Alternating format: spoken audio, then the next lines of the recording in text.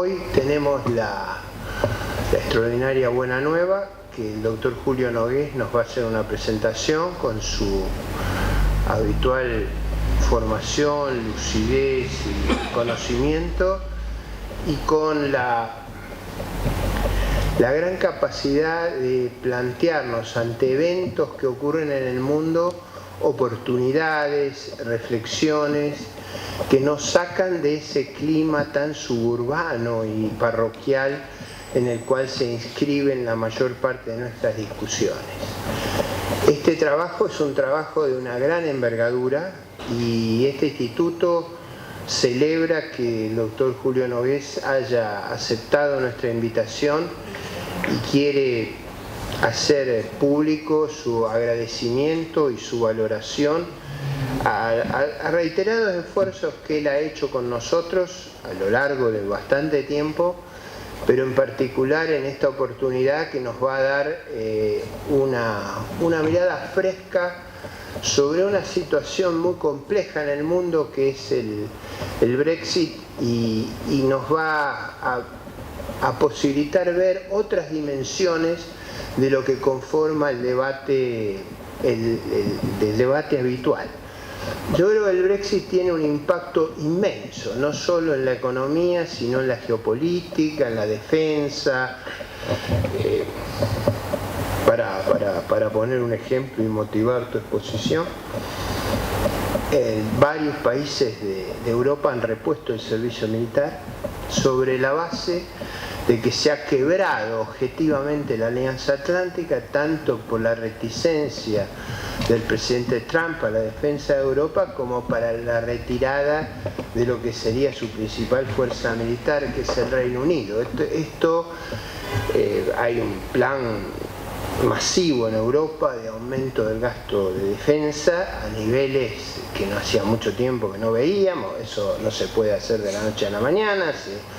Pero entre otros, una cuestión que a mí me ha impactado enormemente, reponiendo en muchos de esos países el servicio militar. El caso más notable es Suecia, es decir, por las tradiciones suecas, pero digo, lo que hoy vamos a escuchar está concentrado en la dimensión económica del problema. Lo que quiero decir es que la dimensión en materia de cuestiones de seguridad, defensa, relaciones exteriores es inmenso.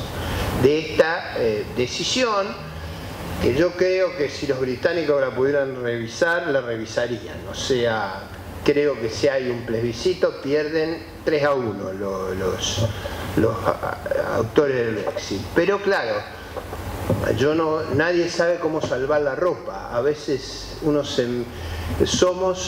economistas tenemos una expresión que es path dependence, o sea, uno depende del sendero que eligió y es muy difícil salir del sendero que uno eligió y revertir el camino. Por eso hay que pensar bien a dónde uno se mete. Bueno, toda esta larga intervención es para celebrar la llegada de la exposición de Julio Nogués y la admiración que a todos y en particular a mí me causa todas sus contribuciones. Julio, el flor es tuyo.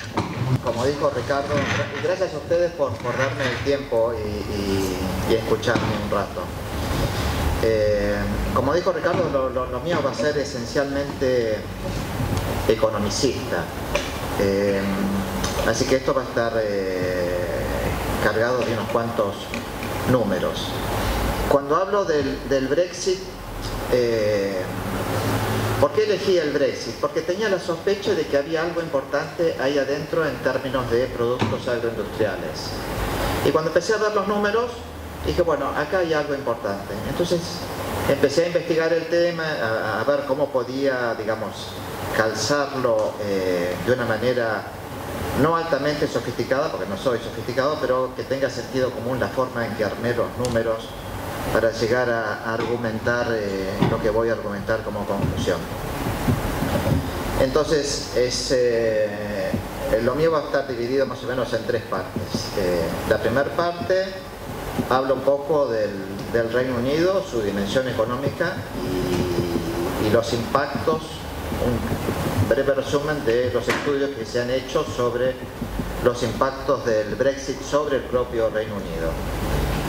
Después voy a medir los impactos por tipo de productos y hago una estimación a nivel agregado y a nivel desagregado de la caída de demanda del Reino Unido de importaciones provenientes de la Unión Europea.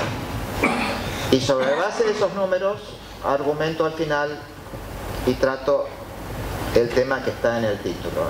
O sea, el tema del título es las negociaciones Mercosur con Europa, viene al final de la presentación. Entonces, primero hacemos un repaso de la economía británica. Y ahí lo que tenemos es, en el cuadro de arriba, el PBI per cápita y la población. Esencialmente hay una conclusión ahí bien conocida, que es la Unión Europea es la segunda economía el Reino Unido es la segunda economía de la Unión Europea, tanto en términos de PBI per cápita, PBI y población. Segunda o tercera en términos de población. Lo de abajo es más llamativo. Lo de abajo, ahí lo que tomé es el PBI de 2016 y calculé cuánto era la participación del Austria, Finlandia y Suecia, que entraron en 1995, sobre el PBI total de la Unión Europea.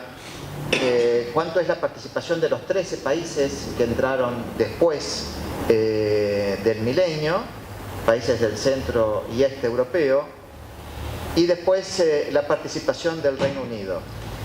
Lo que vemos es que la suma de los 13 países que entraron en este milenio, más los 3 países que entraron a la Unión Europea en 1995, son menores a la participación del PBI en la Unión Europea.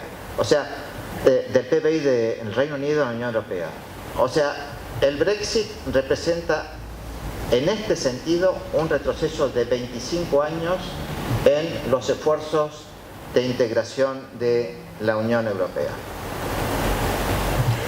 Una pregunta, en los que volver a Austria, Finlandia y Suecia, esa es la magnitud respecto, los del 13 son los que se incorporaron recientemente. Sí, son 10 en 2004, 2 en 2007 y Croacia en 2013. Es la suma. Ahora volvemos a cuando el Reino Unido entró a la Unión Europea y al debate de cuánto hizo la Unión Europea por el Reino Unido y viceversa.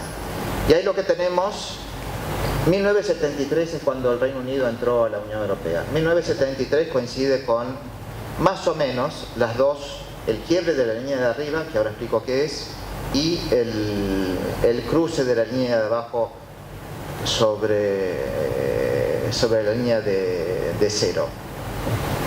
La línea de arriba es la participación del comercio exterior de Inglaterra con la comunidad económica de entonces, que era la EE6, los 6 países fundadores de la Unión Europea. Entonces ahí lo que vemos es un quiebre en la tendencia de la participación del Reino Unido con esos 6 países y se acelera, ¿no?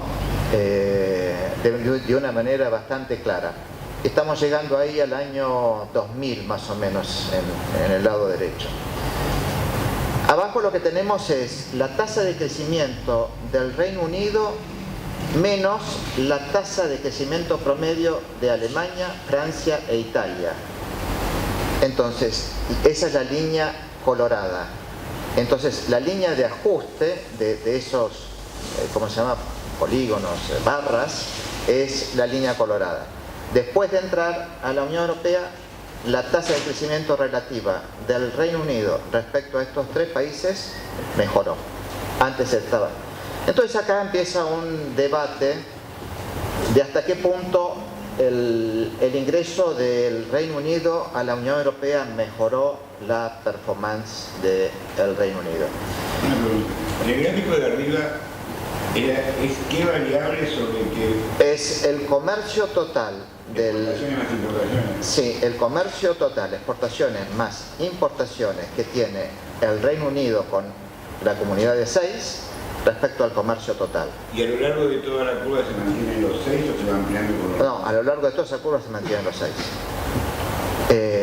Sí, la quise extender un poco, porque dije no, la dejo hasta ahí, el mensaje está claro. Habría un problema de composición si lo amplía. Claro, si lo amplío hay un problema de composición y así que lo dejé tal cual, lo saqué de, creo que es el Financial Times. El tema para debatir, y es acá donde se centra el debate, es que junto con el ingreso a la Unión Europea, Inglaterra hizo una cantidad de reformas, privatizaciones, desregulaciones. Entonces, ¿cuánto se debió al ingreso de la Unión Europea y cuánto se debió a estas reformas? Es un tema que está en debate. Pero, ¿cómo? La Thatcher fue la que cambió La Thatcher, sí. La Thatcher cambió radicalmente la economía del Reino Unido. Entonces, donde uno se pare en este debate es donde uno va a decir, ok, el Brexit va a tener un costo muy elevado para el Reino Unido o el Brexit va a tener un costo menos elevado porque sigue siendo una economía desregulada. Según la OECD, es la economía más desregulada de la Unión Europea, en un informe de hace 2 o 3 años. Así que bueno, sigamos un poco con el Reino Unido. Entonces hay, poco antes de la votación se hizo el 29 de junio de 2016 y poco antes de esa votación hubo una serie de estimaciones y posteriormente ha habido otras estimaciones. La estimación más alarmante son las dos últimas, las estimaciones más alarmantes son las dos últimas. El Tesoro del Reino Unido, un mes antes de la votación del Brexit, publicó que iba a caer un 7% su PBI a lo largo de algunos años que llegan hasta el 2030. En 2030 proyectaba que su PBI iba a ser menor, 7% menor al que hubiera sido siguiendo como miembro de la Unión Europea.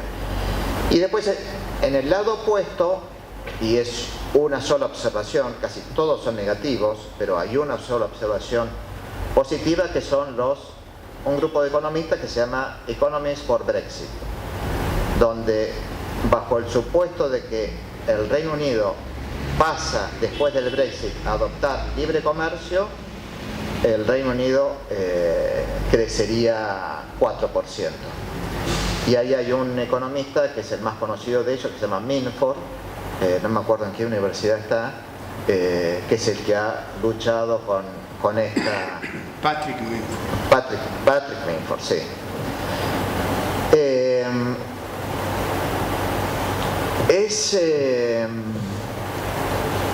Cuando uno...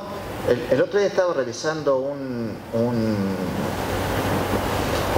artículos, hay una página que se llama Brexit News, y Brexit News aparecen artículos y después los comentarios. Y había una estimación de esta que decía que el Reino Unido su PBI iba a caer 3%. Y un comentarista, una frase muy simple, dijo: si esto es lo que tenemos que pagar para ser libres de vuelta, yo los pago. Es muy simple la frase, pero creo que encierra algo profundo en el Reino Unido, que es que no siempre han sido muy independientes en sus decisiones en la guerra, en sus decisiones en la paz. O sea, digamos, son europeos porque están ahí cerca, pero no son tan europeos como el resto de Europa. Y me pareció que esa frase tan simple valía la pena citarla acá porque de alguna manera ilustra algo que creo que está digamos, en el fondo de la cuestión. La votación del Brexit fue por muy poco, fueron 52%, menos de 52%, 51, algo, 51,8, 49,2, algo así. Hay un dicho famoso que es: hay bruma en el canal, el continente está claro. Buenísimo. Perdón, ¿cómo era la frase anterior? Si esto es lo que tenemos que pagar, o sea, estaban comentando una caída del PBI del 3% como consecuencia del Brexit. Si esto es lo que tenemos que pagar por la libertad, paguémoslo. Una frase muy simple. Ahí debe haber algún error de... No, creo que es un lector, o sea, uno de esos comentaristas de un artículo, no es un investigador que estaba haciendo eso, pero... Julio, ahí creo que hay algún error del tipeo cuando haces 2.55, 25. Súper optimista. Ay, sí. Por ahí pongo el corrector y no me saco los anteojos, así que perdón. Pero el número que tiene que estar ahí debería ser entre 25 y 30%. O sea, no. Estamos hablando ahora, perdón, vuelvo al tema de comercio. O sea, lo que arrastra la caída en el PBI, la principal variable que arrastra la caída en el PBI del Reino Unido es comercio. Entonces, primero los investigadores estiman comercio y después meten esos números en un modelo de equilibrio general o lo que sea y calculan el impacto sobre el PBI. El Tesoro del Reino Unido publicó menos 7% un mes antes de las elecciones. Esa estimación ha sido altamente criticada porque ellos suponían que prácticamente el Brexit retornaba el Reino Unido a cero relación con la Unión Europea. Entonces una caída del 70% en el comercio Reino Unido-Unión Europea versus esta estimación que fue muy cuidadosa, que llegó a una estimación de 25-30% de caída del comercio Reino Unido-Unión Europea. Y esto es central para lo que yo voy a decir después. ¿Cuánto es esta caída? Entonces, la conclusión de este cuadro y los anteriores es hay que ser muy cauto cuando uno habla del impacto del Brexit sobre el Reino Unido, porque las diferencias de estimaciones son muy serias. Acá estamos hablando de investigadores de peso como los que tiene Inglaterra en distintas universidades, llegando a conclusiones bastante diferentes. Entonces, el consenso es el PBI del Reino Unido va a caer un poco o mucho. Lo más probable es que sea un poco y no sabemos cuánto, porque va a caer el comercio. Y esta es la tendencia del comercio en los últimos años que refuerza lo que yo acabo de decir. Tenemos que ser cautos y en principio es más probable que el impacto comercial sea menos importante del que están hablando los que exageraban. Acá lo que tenemos es la participación del comercio del Reino Unido con la Unión Europea sobre el total del comercio del Reino Unido. Es como una especie de continuación del gráfico anterior, pero para los últimos años. Tengo ahí el periodo 2000-2015. Y es una caída de 20 puntos. O sea, el comercio de bienes del Reino Unido con la Unión Europea ha estado cayendo. Y yo estoy hablando del comercio de bienes, que es muy distinto al comercio de servicios, porque la historia en comercio de servicios es exactamente al revés de este gráfico. La Unión Europea ha tenido esencialmente distintos modelos de integración con distintos países. Y es importante tratar de ubicar a dónde puede caer Inglaterra en esta escala. Y la escala, esos signos de mayor de izquierda a derecha, es impacto sobre el comercio. Entonces, cuando dos miembros, la primera línea, ¿no? el primer término, cuando dos miembros son miembros de la Unión Europea, el impacto sobre el comercio, sobre ellos mismos, es más importante que cuando un miembro es de la Unión Europea y el otro miembro es de la European Economic Association, que son Noruega, Luxemburgo y un país más. Que es prácticamente Noruega pertenece a la comunidad económica, salvo por algunas cosas. Después tenemos los acuerdos de la Unión Europea, acuerdos de libre comercio, ALC es por libre comercio, y ahí hay una gran diferencia entre que dos países sean miembros de la Unión Europea sobre su comercio y que un país sea miembro de la Unión Europea y otro país sea un socio. La Unión Europea en los últimos 15 años ha firmado acuerdos de libre comercio con 60 países. Y después tenemos la situación peor de todo, que es el hard Brexit, es cuando la Unión Europea comercia con países que no son miembros ni de un acuerdo de libre comercio ni de la European Economic Association, y son como Argentina, como Brasil, como cualquier país que es... Pero sin convenio. Sin convenio. ¿Y por qué llamarse a eso hard Brexit? Porque hard Brexit, lo voy a definir en un momentito, pero es la peor alternativa para el Reino Unido. Es la peor alternativa. Pero es más amplio que eso. Sí, pero lo voy a explicar en un momento.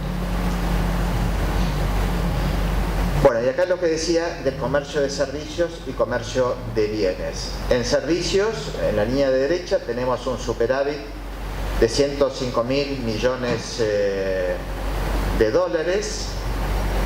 En bienes tenemos un déficit de 137.000 millones de dólares. Y después tenemos agroindustria y manufactura. Para mí, en el trabajo que he escrito, agroindustria son los primeros 24 capítulos del sistema armonizado. Eso me simplificó la vida. Hay 3 o 4 capítulos que también son agroindustria, lana, madera y algún otro. Pero bueno, me simplificaba, es el 90% de la agroindustria, son los 24 primeros capítulos del sistema armonizado. Y ahí ustedes tienen las exportaciones de del Reino Unido a la Unión Europea de 17.000 millones y las importaciones de agroindustria, y ese es el número central sobre el cual se va a focalizar mi análisis. Las importaciones de agroindustria del Reino Unido provenientes de la Unión Europea en 2016 fueron 43.480 millones de dólares.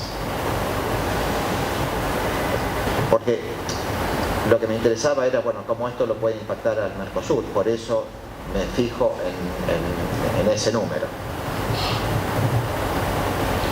Bueno, y acá vamos a entrar poco a poco al análisis de los números. Acá tenemos el calendario y las posiciones negociadoras. Tenemos, bueno, el Reino Unido ingresa a la UE en 1973, 2016 el referéndum, octubre del 2018, el próximo mes, debería estar listo o acordado un borrador del Brexit para que haya tiempo para que los 28 parlamentos aprueben el acuerdo Brexit antes del 29 de marzo de 2019. 29 de marzo del 2019, el otro día leí, no me acuerdo si era a las 11 a.m. o a las 11 p.m., el Reino Unido deja ser miembro de la UE. Eso es no un acuerdo, sino parte de un tratado, el Tratado de Lisboa, que dice que una vez que declarás que te querés ir de la Unión Europea, tenés 2 años para irte de la Unión Europea. Es el primer caso de un país que se va de la Unión Europea, y por lo tanto lo de haber declarado 2 años antes, en 2017, Theresa May declaró que se iba de la Unión Europea. La posición del Reino Unido es fin de la libre movilidad de personas, política comercial independiente, terminar con los aportes presupuestarios del Reino Unido a la Unión Europea y no más sujeción a la Corte Europea de Justicia. Y en esto se ha mantenido firme en términos generales. Está todo el tema de la discusión, bueno, ¿qué pasa con los europeos que están ahora en el Reino Unido? ¿Qué pasa con los ingleses que están ahora en el continente? Y ahí hay cierta flexibilidad, pero salvo esa discusión donde las dos partes muestran alguna flexibilidad, el resto es el Reino Unido quiere controlar ahora el movimiento de personas. Bajo esa posición, la Unión Europea solamente le puede ofrecer al Reino Unido un acuerdo de libre comercio. O sea, de todas las posibilidades que podían ser, la única que le puede dar es, en el mejor de los casos, un acuerdo de libre comercio. De ninguna manera es posible un acuerdo tipo el que le da la Unión Europea a la European Economic Association, porque los que están en la European Economic Association tienen que pagar al presupuesto de la Unión Europea y aceptan que haya libre movilidad de personas dentro del grupo ese. Así que, dadas las posiciones del Reino Unido, eso no es posible, y sí es posible un acuerdo de libre comercio, que debe ser lo que están negociando ahora, pero no está claro que vayan a llegar a un acuerdo. Bueno, acá lo que tenemos es... Sí, vas a tocar este punto, pero ¿cómo es el aporte presupuestario bruto y neto? ¿Lo vas a sacar? No sé cuáles son los números. Sí sé, que eso lo tengo más adelante, es que en términos de impacto promedio sobre los subsidios, el 60-70% del presupuesto de la Unión Europea se lo lleva la política agrícola común, o sea, los subsidios agropecuarios. Al irse Inglaterra, el resto de Europa, el impacto sobre el resto de Europa es una disminución de esos subsidios en un 5%. No es marginal, pero se suma a varias otras cosas que vamos a ver. Bueno, esta es la tendencia del comercio agroindustrial del Reino Unido. Entonces, en barras anaranjadas están las importaciones y en barras coloradas, en barras azules están las exportaciones. Ahí lo que ustedes ven es un déficit creciente del comercio agroindustrial del Reino Unido. Esto es el comercio total. Ese número en el 2017 son 61.000 de importaciones, ¿no? 61.000 millones de dólares de importaciones, que hay que compararlo con el número que dije antes de 43.000 millones de dólares provenientes de la Unión Europea. O sea, la Unión Europea satisface el 70% de la demanda de productos agroindustriales del Reino Unido actualmente.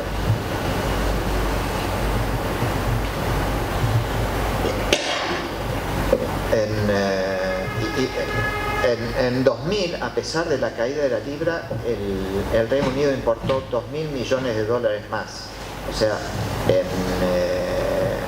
sea, hay como una demanda muy inflexible a las importaciones de agroalimentos, por lo menos en el corto plazo.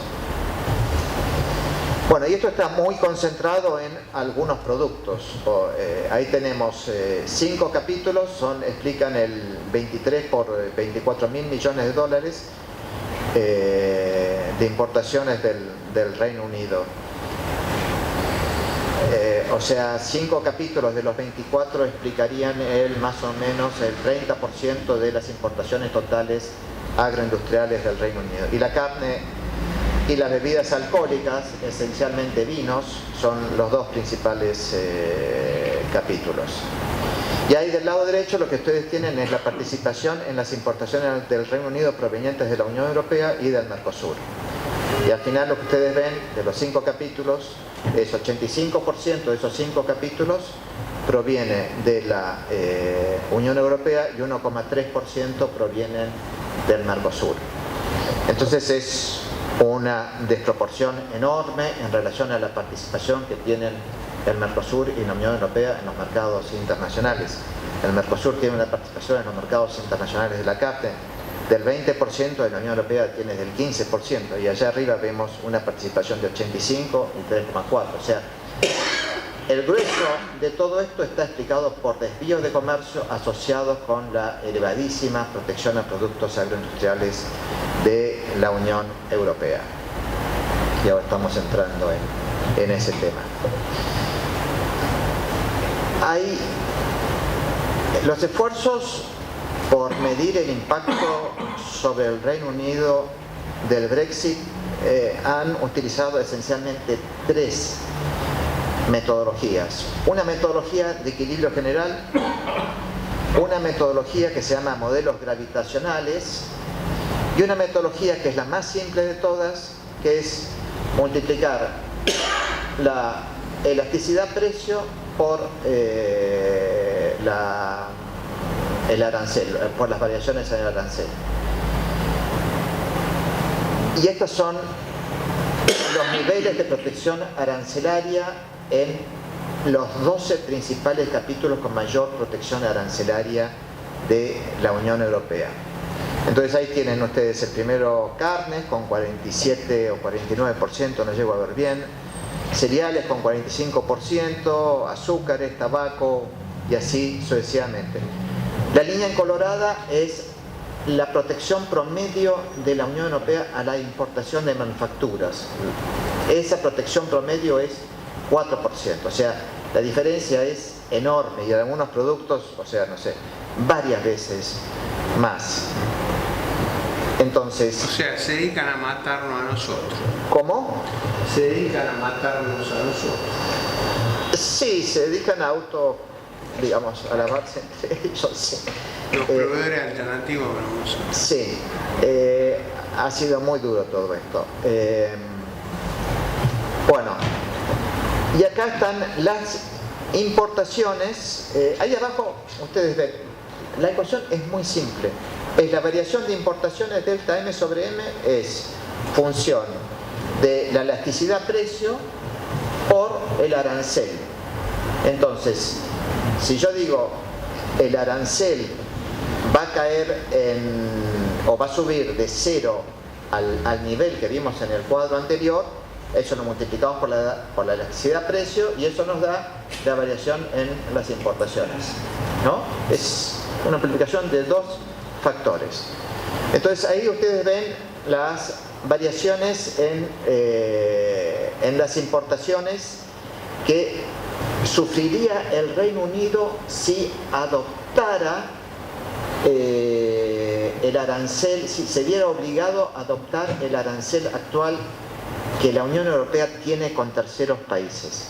Y este es el punto central. Julio preguntaba recién qué es el hard Brexit. Bueno, el hard Brexit es la salida sin acuerdos de la Unión Europea. Y la salida sin acuerdos de la Unión Europea obliga a las dos partes a adoptar los aranceles que tienen consolidados en la OMC con terceros países. Inglaterra pasa a ser un tercer país para la Unión Europea y adopta el arancel de nación más favorecida, que son los aranceles consolidados en la OMC. Y la Unión Europea hace lo mismo para el comercio el comercio bilateral entre ellos dos.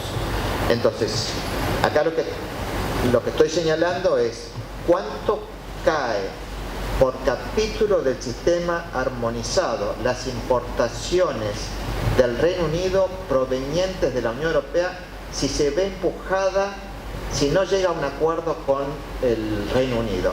Esto es el impacto inicial, porque después el Reino Unido puede empezar a negociar, y ese es el tema que quiero tratar como conclusión. O puede hacer liberalización unilateral, pero si el mes que viene o el otro mes no llegan a un acuerdo y el Reino Unido sale de la Unión Europea sin acuerdo con los otros miembros, estos son los impactos por capítulos. Pero ¿cómo se leen los porcentajes de caída? ¿Cómo se leen? ¿En qué sentido? Y eso sería lo que caería cuando vos repones los aranceles. Claro, Por eso, pasás de libre... 97% la disminución de la importación de azúcares del Reino Unido hacia la Unión Europea. Sí. Desde la Unión Europea. Sí. Sí. Sí. Okay. Si eso es cierto, tenemos un agujero para entrar que es espectacular. Claro, vamos a... Sí, va a ver, de ahí a que lo consigamos. No, lo digo, es como si nos dijeran vas a tener un arco de 30 metros. Vas a tener un arco importante, sí. Capaz que mierda, pero... Bueno, y acá este es un cuadro resumen de esos dos gráficos anteriores. Entonces, nos focalizamos en las variables que están marcadas en colorado. El arancel promedio simple de nación más favorecida, o sea, los que tiene la Unión Europea consolidados en la OMC, es 16%. El arancel promedio ponderado el promedio ponderado de los mismos aranceles da 19%, porque en este caso los productos que más se comercian con la Unión Europea son también algunos productos que tienen arancel alto. Entonces el promedio ponderado es más elevado que el promedio simple. Y eso se compara con el 4% que estaba comentando en un gráfico anterior. Eso se traduce, al adoptar esos aranceles, se traduce en una caída del 50% en las importaciones agroindustriales del Reino Unido de la Unión Europea, promedio simple. Si hacemos promedio ponderado, se traduce en una caída del 63% de esas importaciones. Como habíamos dicho, ese número en colorado en el cuadro anterior, las importaciones totales del Reino Unido desde la Unión Europea de productos agroindustriales es 43.480, creo que dice, millones de dólares. Si a ese número le aplico la caída que están en la primera, segunda, tercera, en la cuarta columna, me dan los números de ahí a la derecha. Bajo un promedio simple, las importaciones caen 21.000 millones de dólares, con un promedio ponderado, esas importaciones caen 27.000 millones de dólares. ¿Cuán precisos son estos números? Bueno, yo estos números le tengo relativa confianza por dos razones. Primero, porque hay un trabajo que ahí cito que analiza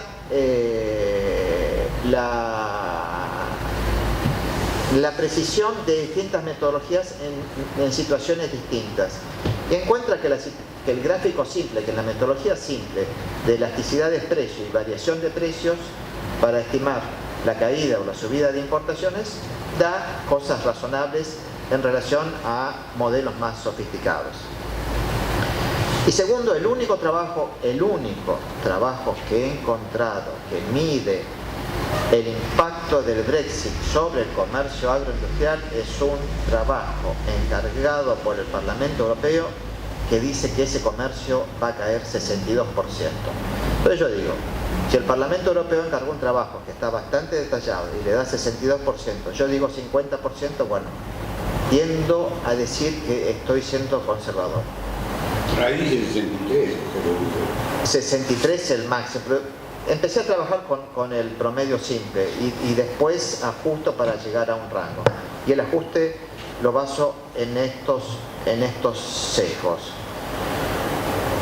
Soy consciente de que hay sesgos en estas estimaciones, pero ninguno de esos sesgos creo que me altera muchísimo, la suma de todos esos sesgos no creo que me altere muchísimo la magnitud del número que estoy hablando. El primer sesgo es promedio simple versus promedio ponderado. Hay una diferencia de 6.000 millones de dólares en los dos números que presenté. El segundo sesgo es que no estoy teniendo en cuenta que al irse el Reino Unido de la Unión Europea, caen automáticamente para el Reino Unido los acuerdos que tiene la Unión Europea firmado, los acuerdos de libre comercio que tiene la Unión Europea firmado con 60 países. Entonces, caen tanto las importaciones provenientes de la Unión Europea como las importaciones provenientes, agroindustriales provenientes de estos 60 países, que no son importantes, porque en general la Unión Europea, al negociar estos acuerdos, ha sido muy cuidadoso en excluir a un capítulo agroindustrial o dar acceso a mercados en una proporción mínima. Entonces, no hay... Pero yo calculo que puede haber por lo menos 2.000 millones de dólares más si hubiera incluido esa caída de los acuerdos de libre comercio. Imagínense lo que es para la Unión Europea salir a renegociar todos estos acuerdos, por lo menos con algunos de ellos, ¿no? No, Para Inglaterra. Perdón, para Inglaterra. Sí. Sí. Bueno, la tercera son barreras fitosanitarias, son especulaciones, no le doy peso a eso. Las reglas de origen sí, porque ahí, si llega a un acuerdo de libre comercio con la Unión Europea, la Unión Europea va a empezar a aplicar reglas de origen, va a querer saber si los productos que vienen del Reino Unido son productos que cumplen con reglas de origen, si son realmente productos del Reino Unido.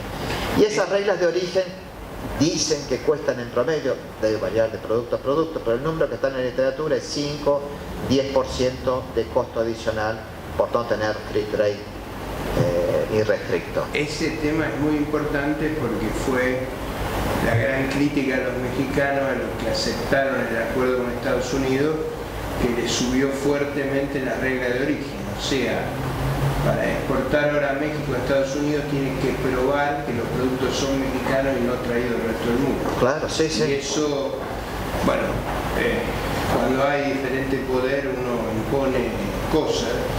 Le he impuesto dos locuras a México. Una, que tenga que traer cosas del propio México cuando su habilidad era transformarlas laboralmente, y la otra, que pague salarios más altos. Pagar salarios más, esto es difícil decir públicamente, pero la gran ventaja de México es que pueden vivir con salarios más bajos. Si vos a un país que no tiene la productividad del otro le obligás a pagar salarios más altos, le genera un desempleo de la gran siete. O sea, una cosa que jamás hay que aceptar es que te impongan que vos pagues salarios más altos, pero los salarios a veces tienen que ser bajos para que haya empleo. Es difícil decirlo acá, pero bueno, ya veía. Son reglas, más bien son reglas laborales, Ricardo. O sea, son reglas que dicen que finalmente te obligan a pagar. El costo laboral aumenta, eso, porque tenés que cumplir. La ventaja a México, claro, que tenía. Bueno, esas son subestimaciones de lo mío, ¿no? Y después vienen algunas cosas que son sobreestimación. La Unión Europea ha negociado en varios productos, pero principalmente carnes, varias cuotas. La cuota Hilton es la que conocemos nosotros, que entran con arancel muy bajo a la Unión Europea o arancel nulo.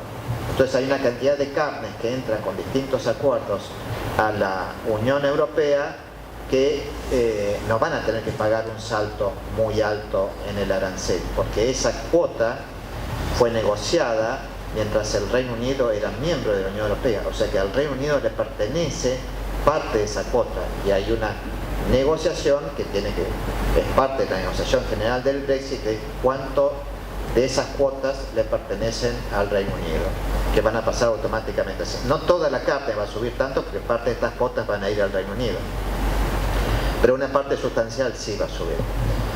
Después tenemos la caída de la libra. Bueno, quizás, o sea, la libra sí cayó al principio y ahora ha estado fluctuando. En los últimos meses creo que ha subido un poco la libra. Después el año pasado cayó. Entonces, a pesar de que el Brexit se está acercando, la libra sí cayó un poco en relación a 2015-2016, pero ahora está estable. Empezaron a subir las tasas, sí. No, es tan dramático el problema. Ustedes, un dato, disculpen las interrupciones, pero el presidente del Banco de Inglaterra es un canadiense. O sea, en vez de nombrar a un ciudadano británico, contrataron al que había sido presidente del Banco Central de Canadá, digo, para que nosotros nos dejemos de ser tan parroquiales. O sea, la presidencia del Banco Central no es un cargo político, contratan un técnico, el presidente del Banco de Canadá. El presidente del Banco de Canadá había aceptado 2 periodos de trabajo y ahora le piden que se quede un tercero por el trauma que va a traer el Brexit, y están negociando que un ciudadano canadiense siga manejando la política monetaria del Reino Unido. Digo, para nuestra parroquialidad. Pasa en otros lados, varios países del este europeo también contrataron presidentes de bancos centrales. Se propuso varias veces de contratar extranjeros para el gobierno. No, Se propuso varias veces. Dortmund decía eso.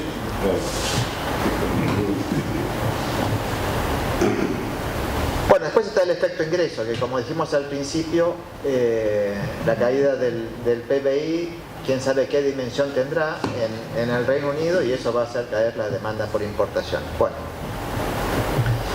ajustando todo, llego a estos números que están ahí. Como mínimo, la caída de importaciones agroindustriales del Reino Unido provenientes de Europa van a ser 22.000 millones de dólares.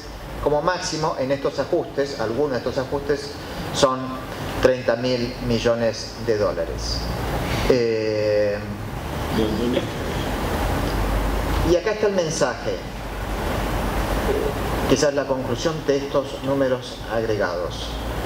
Si el Mercosur mantiene en el Reino Unido la misma participación que tiene en el mercado mundial de agroalimentos, en el caso de un Brexit duro, o sea que tienen que aumentar para todos los productos el nivel arancelario a los niveles que mostré antes, Sus exportaciones agroindustriales aumentarían en un rango que varía entre 2.200 a 3.000 millones de dólares. Exportaciones del Mercosur hacia el Reino Unido.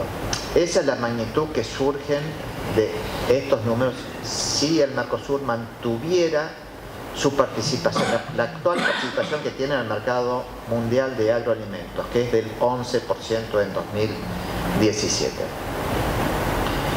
Bueno, y esto está altamente concentrado en unos capítulos. Está en Mi carnes. hipótesis, Julio, ahí es que va a ser mayor, porque históricamente Uruguay y Argentina eran enormes proveedores vía el MIFID del Reino Unido.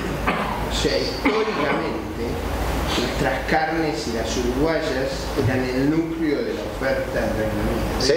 Sí. Bueno, siempre, o sea, esto es un cuadro similar a uno que presenté antes, o sea, está todo muy concentrado en 5 capítulos. Esos 5 capítulos explican en la última columna una reducción de importaciones desde la Unión Europea de 15.000 millones de dólares, o sea, casi la mitad del máximo que presenté en el gráfico anterior. Una pregunta. Vos dijiste entre 2.200 millones de dólares. 2.200 millones de dólares de mayores exportaciones del Mercosur al Reino Unido. Pero el Brexit duro, que no es el más probable, dijiste vos. No dije que es el más probable. No hablé de si es más probable o menos probable, porque la verdad que Brexit duro es reponer los aranceles Brexit duro es de reponer cualquier país que está fuera de la Unión Europea. de cualquier país. Y el Brexit blando, Improbable. no sé. No me animaría, con la información que tengo, no me animaría a decir eso.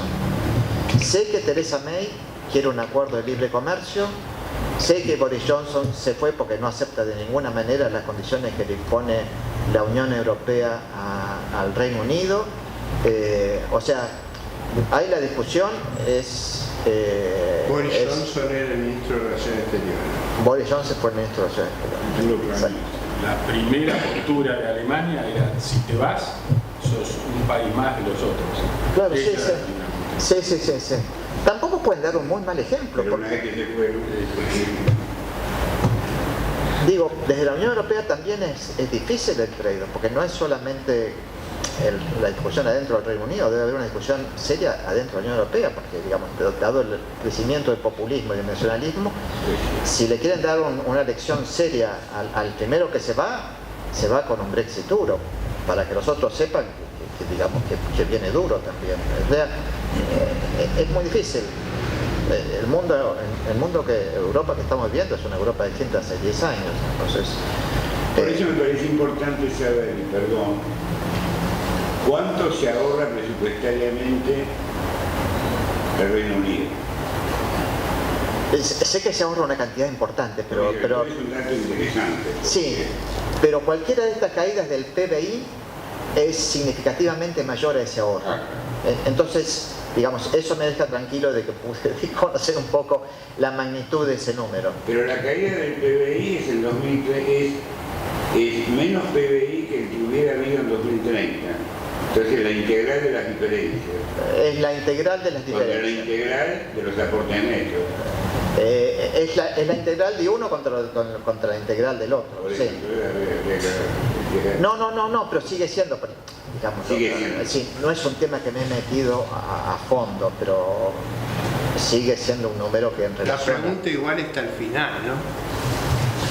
Que ¿dónde debemos concentrar nuestros recursos? Claro.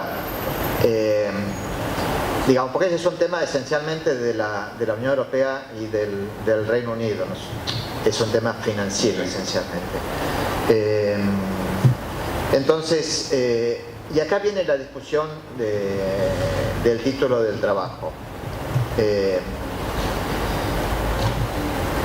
Todos sabemos, o sea, desde Malmström hasta Macri saben que la Unión Europea, Francia liderada, no quiere un acuerdo con el Mercosur. O sea,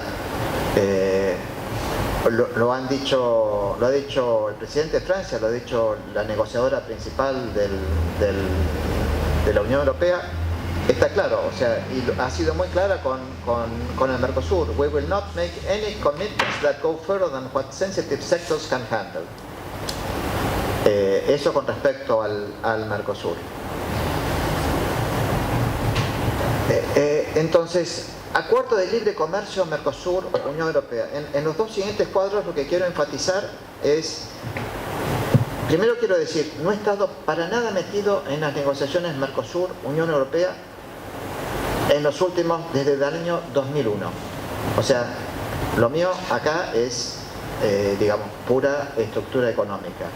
Y miro los incentivos desde el punto de vista de la Unión Europea. El primer incentivo es la expansión a 13 países en el nuevo milenio. Desde 2001, cuando empezamos a negociar con la Unión Europea, hasta el 2013 entraron 13 nuevos países. Esos países tenían originalmente, antes de entrar a la Unión Europea, ventajas comparadas en el sector agroindustrial. Entonces, esos 13 países empezaron a competir con la Unión Europea de los 15, con los agricultores y la industria agroindustrial de la Unión Europea de los 15. O sea, ahí tenemos una primera fuente de oferta importante. Y ahí lo que tenemos son desvíos de comercio. Ahí lo que tenemos es, en Colorado, para 6 productos, la participación de Argentina en las importaciones de la Unión Europea 15. Y en azul, la participación de los 13 miembros en las importaciones de la Unión Europea 15. Esos gráficos van desde el 2001 hasta el 2015. Entonces, como proveedora argentina de la Unión Europea de los 15, están esas líneas coloradas decrecientes. Salvo vino. Salvo vinos. Exactamente. Y una proporción creciente que se corta más o menos a mediados digamos, 2005, que es cuando entran 10 países, una proporción creciente de los 13 nuevos miembros de la Unión Europea de productos agroindustriales hacia los anteriores 15 miembros de la Unión Europea. O sea, estos son claros desvíos de comercio en contra de Argentina. No he hecho lo mismo para el Mercosur, pero hay que trabajarlo y probablemente uno llegue a las mismas conclusiones. Después lo que tenemos es importaciones crecientes de la UE desde países con acuerdos de libre comercio. Y ahí lo que tenemos es, en la última columna, este es un trabajo que analiza el impacto de distintos acuerdos comerciales sobre estas importaciones en la Unión Europea. Tenemos 3 países: México, la República de Corea y Suiza. En la primera columna tenemos las importaciones agroindustriales de la Unión Europea de estos 3 países, y en la segunda el impacto del acuerdo de libre comercio. O sea, no todas las importaciones son provenientes de libre comercio. El impacto está medido en la última columna, y la suma de esos 3 acuerdos de libre comercio de la Unión Europea da 1.300 millones. No sé si ustedes se acuerdan que yo en un gráfico anterior había dicho, bueno, podríamos ajustar los acuerdos de libre comercio en 2.000 millones. Bueno, estos 3 países solamente explican 1.300 millones. Y acá no está Canadá. A Canadá la Unión Europea le dio casi todo lo que le puede dar en productos agroindustriales. Yo me he preguntado por qué tanto le dio, porque si uno ve, le dio hasta 100.000 toneladas de carne. Canadá casi no exporta carne vacuna, pero le dio hasta 100.000 toneladas de carne en un periodo de 5 años, que probablemente Canadá no llegue a llenar nunca esa cuota. Yo creo que, digamos, acá me parece que entra un poco la geopolítica, porque, digamos, Canadá fue el tercer país que estaba en Normandía el día D. Entonces era Canadá, Estados Unidos e Inglaterra. Entonces pienso que Canadá tenía un privilegio en la Unión Europea. Bueno, tercero están casi 13.000, 14.000 millones de dólares que ocasiona el Brexit. Porque acuérdense, es un gran déficit comercial del Reino Unido. Al salirse, la Unión Europea pierde, en términos netos, 13.000, 14.000 millones de dólares de exportaciones que le quedan adentro de la Unión Europea, que va a tener que colocarlos o bajar los precios para venderlos internamente. Otra fuente de oferta fundamental. Y después la última, que es lo que mencioné antes, se termina la PAC, el Reino Unido no contribuye más al presupuesto de la Unión Europea y los subsidios de la PAC adentro de la Unión Europea caen 5%. Entonces, con todas estas cosas, los productores adentro de la Unión Europea de los 15 están con los pelos así, o sea, un lobby muy fuerte y, digamos, la conclusión es: existen factores estructurales importantes que han disminuido de manera significativa los incentivos de la Unión Europea para negociar un ALC con el Mercosur. Son factores económicos. Ahora, inexplicablemente, el gobierno argentino habla de eso como si lo tuviera en la mano. No, eso es lo que no entiendo. O sea, no sé quién lo ha asesorado al presidente para haber dicho tantas veces algo que era tan obvio casi desde 2001, porque en 2001 yo estuve en la primera negociación. No sabía. No puede ser que no sepa, quizás, o sea, no sé. Bueno, el gobierno del Reino Unido ha salido muy fuerte el secretario de Agricultura del Reino Unido ha salido muy fuerte con una decisión muy clara en contra de la política agrícola común y el daño que le ha causado al Reino Unido la política agrícola común. Acuérdense que ese gráfico que mostraban los déficits crecientes en agroindustria muestran que a pesar de los subsidios enormes que han recibido, sobre todo, no tanto Inglaterra, pero sí Gales, Irlanda del Norte y la tercera región, Escocia, que son las menos ricas en tierras. En esas tres regiones, los subsidios de la política agrícola común como determinantes del ingreso de los productores agropecuarios es más alta que los ingresos genuinos. Entonces esas tres regiones viven de los subsidios de la política agrícola común. A pesar de eso, el ministro de Agricultura de Inglaterra dice: ha deteriorado el medio ambiente, ha caído la productividad y ha comprometido la salud pública. Las razones están explicadas en ese documento muy detallado, porque acá simplemente quiero decir que en ese documento el Reino Unido está totalmente decidido. Y creo que me parece que la política agrícola común fue una de las cosas que más le molestaron al Reino Unido en todo el proceso de decisiones. Ahora, lo que contás es valioso para nosotros, porque la estupidez no es solo nuestra. Los subsidios se concentran en los lugares donde es más económico producir. Claro, sí.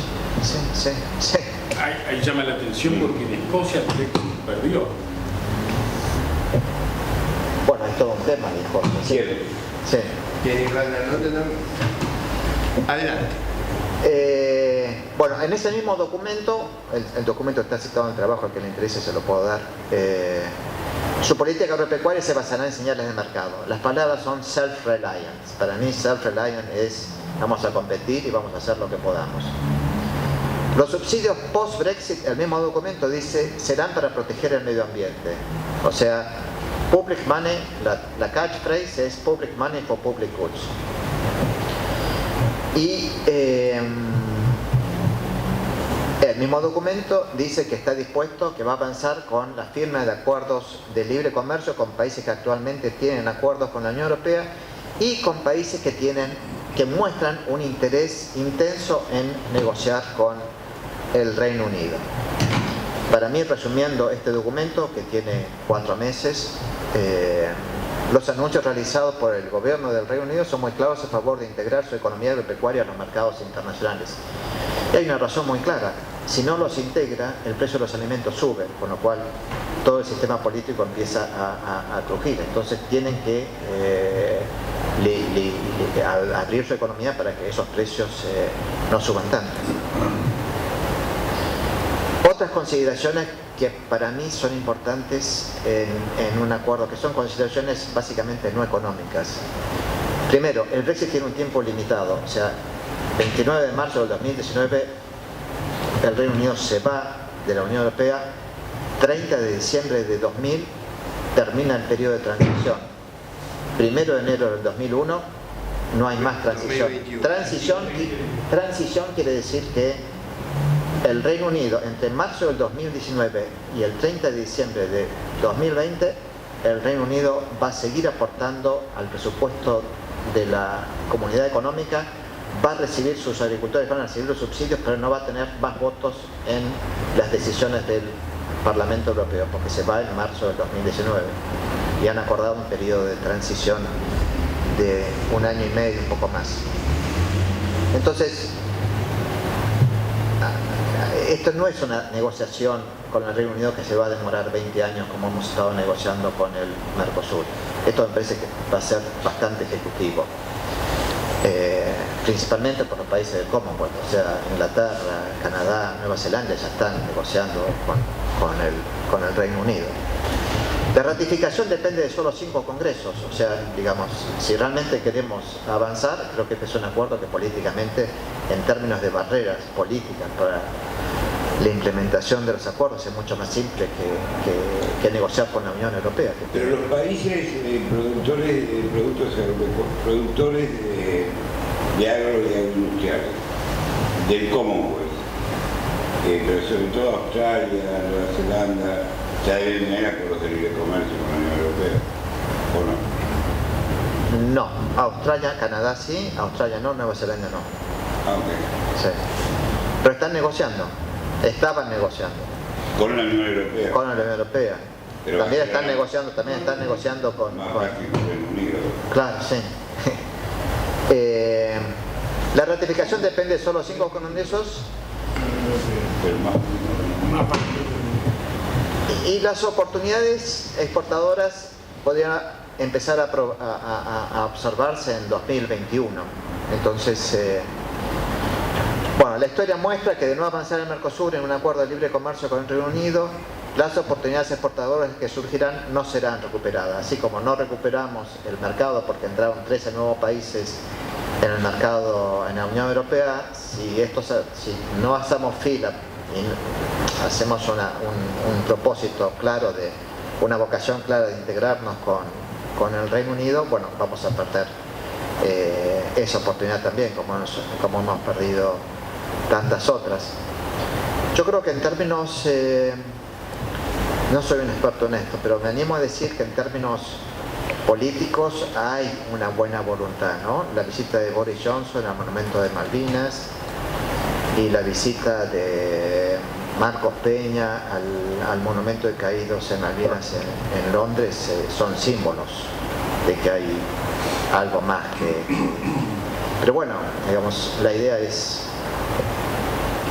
convencer al arco político de que esto también tiene sentido económico muy importante. Pero de los 2.000 millones, ¿cuánto le podría estimativamente tocar a Argentina si tuviéramos éxito? No me fijé en eso, pero... ¿No eran de Argentina esos 2.000 millones?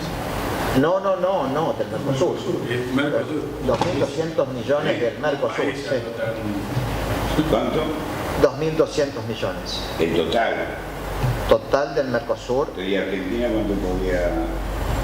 No sé, tengo que calcularlo, pero qué sé yo, será el 15%, 20% de eso. Brasil es el grueso, porque Brasil es el principal exportador mundial de carne. Pero la diferencia, yo ahí creo que estamos subestimando, porque nosotros hemos tenido una política del gobierno nacional anterior y destructiva. Entonces, yo creo que con políticas que no sean destructivas, Argentina es el productor potencial más eficaz del mundo y ha tenido y enfrentado a su gobierno que lo han tratado de destruir. Los kenianos nos bajaron 12 millones de cabezas, nuestro rodeo ganadero, y lo estamos recuperando 1 millón por año, en el proceso biológico. De acuerdo. Entonces, si no hay locura, la Argentina no puede cortar la mitad que Uruguay, y menos que Paraguay. Sí, sí. Argentina es un país que tiene que ser 10 veces Uruguay. Totalmente. Ahora, es la mitad de Uruguay, porque hemos tenido gobiernos que nos han querido destruir. No lo podemos, como país, somos un Estado fallido, indefenso, bueno, Bueno, por eso, sí, cualquier estimación de estas hoy en día es una subestimación, es una clara subestimación. Porque durante todo este periodo Brasil, Paraguay, Uruguay mantuvieron por lo menos hacia sus sectores agroindustriales relativamente economías abiertas. Entonces ellos siguieron potenciando y nosotros la planchamos para abajo. Así le podemos poner atención. Quería hacer un comentario. El hecho de que el Mercosur no haya, no sé, encarado activamente una relación con la Unión, con Gran Bretaña, y que eso nos genere algún beneficio. Yo vengo escuchando a los productores de frigoríficos desde hace, y por lo menos desde la vigencia del actual gobierno, que el Brexit y la caída del Brexit, desde que se anunció hasta ahora, genera oportunidades para frigoríficos muy importantes, y ya hay vínculos comerciales entre frigoríficos que se han reactivado y que ahora están potenciados por el cambio del valor del dólar, con presidencia del Mercosur, ¿no? Entonces, pero hay que hacer una negociación. sí, O sea, yo creo en eso. Además de eso, está que si negocias bien, se te abre un mercado fabuloso. Creo yo que toda esta estimación es subestima, pero es un tema.